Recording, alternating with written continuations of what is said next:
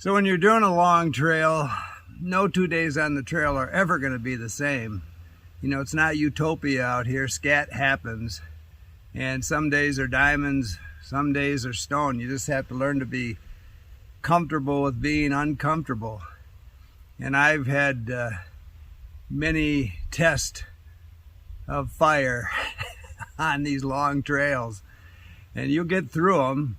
You just have to, when the going gets tough, get going. So one of the worst things that I can remember on the trail was on the CDT. I was in the little town of Cuba. Luckily, I hit town the day it started raining, so I got a motel room, spent 2 days there. It was just pouring rain. Third day, cleared right up, so I went across the street, had a nice breakfast, eggs over easy, crunchy hash browns, bacon, sourdough, and food poisoning. Yeah, they threw that in extra, didn't tell me, didn't charge me.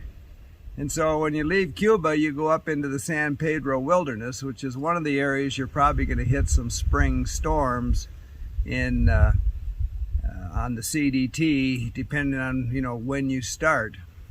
And so that was really my first long-term elevation there. And luckily for me, I had bought in Grants, New Mexico. I've told you the story about my feet just being hamburger and buying boots at a Walmart there. And I also bought a painter's drop cloth because I was just sleeping in a body bag, a bivy sack for that trail. And I bought this painter's cloth thinking that'd be a little insurance. It weighed 2 pounds. I thought about it, but I'm glad I bought it and I carried it because as I'm leaving Cuba, the soil's kind of a lot like here in Palo Duro Canyon, that red dirt. Add some water, it turns into gumbo clay. And so as I'm climbing, I'm not feeling the food poisoning yet, but every step I take, I get like a pound of mud on my boot. And I try and scrape it off at first, but every step I just get another pound. So I just started trudging through it like weights on my feet, and as enough would build up, some of it would fall off. And I dealt with that until I got to some elevation. And that's when a couple more things happened. I started feeling sick and a sleet storm hit.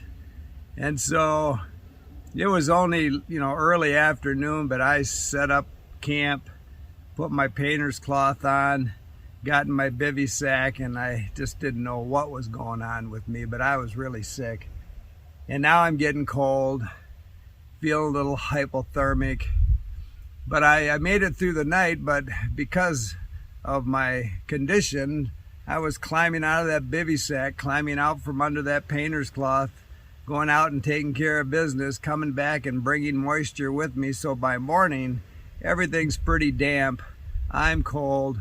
I'm praying for the sun to shine, but the sun didn't shine. And so I was already far enough in that I thought I would just keep going. And I came out, kind of late in the afternoon, sick as a dog, cold, almost shivering, to a little town, I think it was called Galena. And I started hitchhiking. I just wanted to hitchhike back around the mountains, go back to Cuba, get in a nice hot tub and die. And a couple of cowboys picked me up. It's a reservation up there, and they lived on the res, and they had a couple of blue healers. They put me in the back with the blue healers, and they would just give me this stink eye. I probably smelled so bad they wouldn't even sit with me. And I'm thinking they're taking me to Cuba.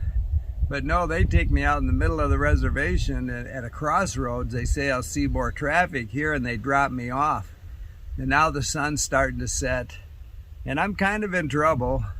But I figure, I'm not going to die. I'll make it through the night. I'll just get in my bag, put everything I've got on, and just spend another miserable night and get to Cuba in the morning. Well, as it turns out, as I'm sitting there pondering all that, a couple of high school kids show up in a truck with a heater.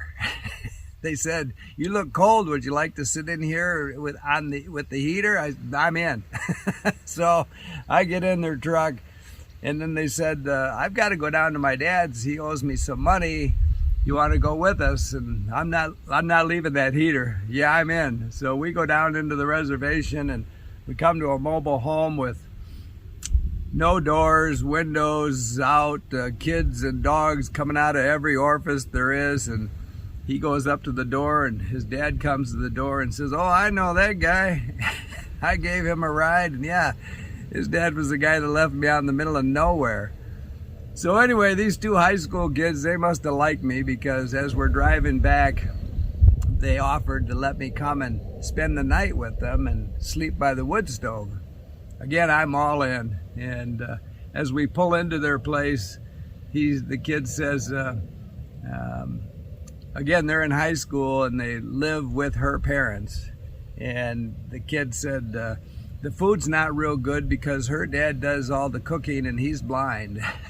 But I didn't care, because at that point, I was never eating again for the rest of my life. So I have to finish my story, but first I had to juice up my phone.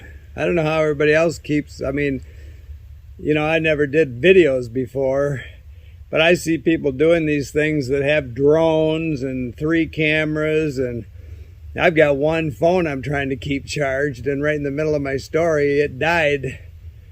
Of course, I didn't know it, I just kept talking. Anyway, that'll be another video. And maybe some commenters can tell me what they do. I carry a brick, so I have recharged it with that brick. But, you know, if I was out on a long trail coming in once a week, I'd run out of power long before that week was over at this rate. Maybe I'm too long-winded. So to finish my story, they let me come in for the night, sleep by the wood stove, dry all my gear. I was so grateful. That was like, you know, trail magic on steroids. Wonderful people. And the next morning I was able to get up, hitchhike back to the trail, hike to Ghost Ranch by Abiquiu. I'd again get a room for a couple of days and try and heal myself. And I finally made it up to Chama, which is, you know, the end of New Mexico on the trail, just below Cumbres Pass. And a couple there, when I was telling them what I was doing, they were so glad to hear I was hiking the Continental Divide, because they thought I had cancer. So I lost a lot of weight in New Mexico. But again, your story's not going to be the same as mine, but it'll be the same genre. And you just have to deal with those kind of things. So keep smiling.